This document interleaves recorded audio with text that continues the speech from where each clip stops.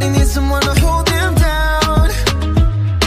As long as you're with me, that's how it's gonna be. You don't have to worry, cause I'll be around. I'll give you A to Z and all the in-between. So come a little closer, won't you hold my hand? I can take you places that you've never been.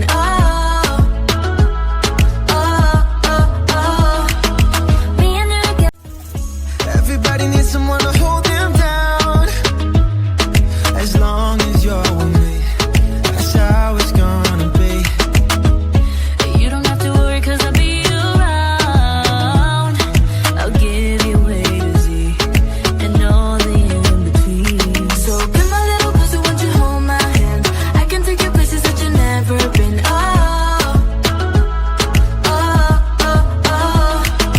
Me and you together, we can rule the world. We can go wherever, anywhere you wanna go. I don't need no money, I'm alright. I don't need to take no first class flight. Olá, boa tarde, meus queridos. Eu sou a professora Arivana do Colégio Irmãs Paula, da turminha do terceiro ano do Fundamental 1. Galerinha de casa já sabe dos nossos combinados, né? Vou só relembrá-los, tá? Não esqueça do seu estojo com lápis, borracha, da sua agenda, tá certo? A data de hoje é 26 de agosto de 2020. História, o campo e a cidade. Casa, livro, páginas 165 a 167, tá certo? Então, meus queridos, sejam todos bem-vindos a mais uma aula e hoje a nossa aula é de história. Tia, eu tô vendo aí que eu já conheço esse assunto, o campo e a cidade.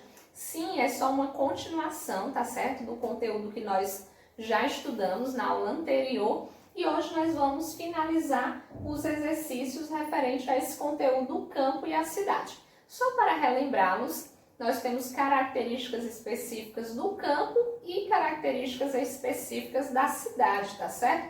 Quando eu falo em campo, eu estou falando de zona rural. Eu vou lembrar também de animais soltos nas ruas, estradas de terra, né, aquele chão batido, casas longe, afastadas umas das outras, tá certo? E quando eu falo de cidade, eu lembro de características bem específicas. Casa pertinho uma da outra, trânsito, ruas asfaltadas, tá certo? Prédios, shoppings, grandes construções, tá certo?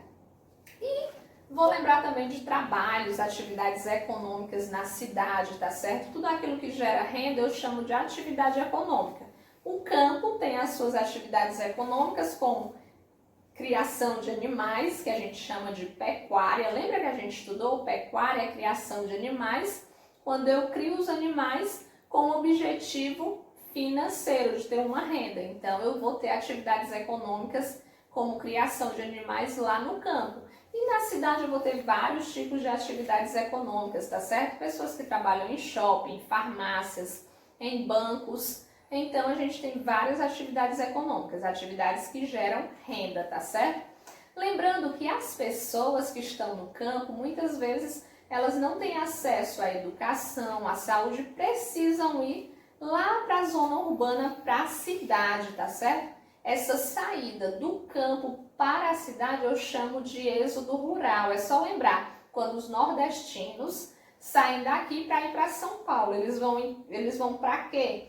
Em busca de melhores condições de vida, de trabalho. Então, essa saída a gente chama de êxodo rural, tá certo? São conteúdos que nós já estudamos, eu sei que vocês já estão bem familiarizados, né, com o campo e com a cidade. Então, vamos abrir os nossos livros, né, na página 165 e exercitar, tá certo? Um grande abraço! Aqui na página 165, ele quer que você pinte de verde as características do campo e vai pintar de amarelo os quadradinhos aí que é referente à cidade, tá certo? Então vamos lá, urbanização. Quando a gente fala de urbanização, nós estamos nos referindo à cidade ou ao campo? Lembrando que urbanização é várias casas, vários habitantes, uma cidade urbanizada. Todas as vezes que nós falamos de zona urbana, eu estou falando da cidade, ok? Aí você pinta esse quadrinho de urbanização de amarelo. E assim você deverá observar cada quadradinho para marcar na cor certa, reduzindo o número de habitantes, é campo ou cidade. E assim vai observando o que for características do campo, pinta de verde, o que for característica da cidade, pinta de amarelo, tá certo? Vamos para a próxima página.